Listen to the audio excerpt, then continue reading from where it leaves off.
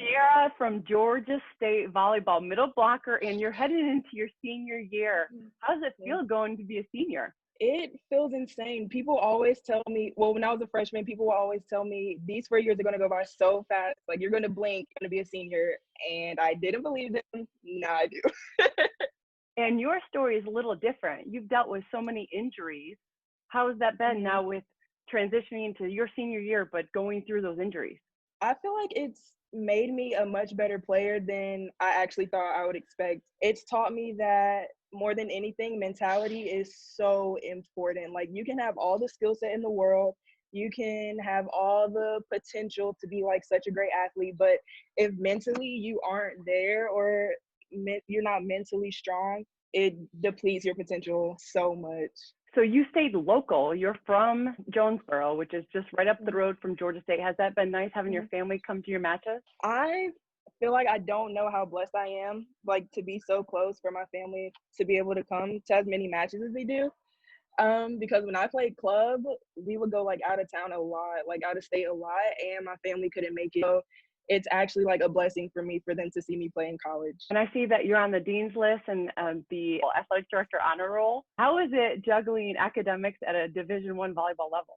It's not easy, but it teaches you time management. It teaches you priorities. It teaches you so many things, just like to put the important things first. It's hard, but it's definitely doable. And I see that your dad played basketball overseas. Did you play basketball first? And then how did that impact you as you were a child? Definitely. I started playing basketball when maybe like 4, definitely by 5. I was playing basketball for like my church league, and I was actually the best player on the team. Yeah.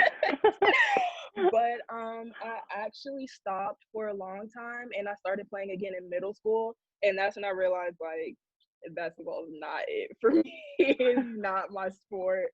And I started playing volleyball in middle school, but I didn't play like club until freshman year of high school. So I only played club like 4 years.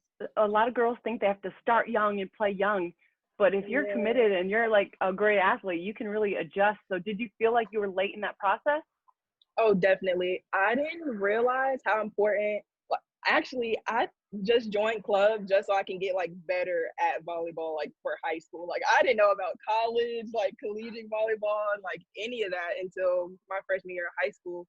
Yeah, I definitely feel like I was a late bloomer in that aspect, but things happen. Like, I've had so many great coaches, so many great opportunities, and here I am. Now, what do you think you wish you would have known going through your high school age that you know now? I wish I would have known that some of those people that I were friends with in high school, they're not always going to be around. So I wish I would have prioritized like volleyball over, and even then, like, I wasn't really much of a social person. It was just the fact that like I had more opportunities to train and to get better, and I didn't take them.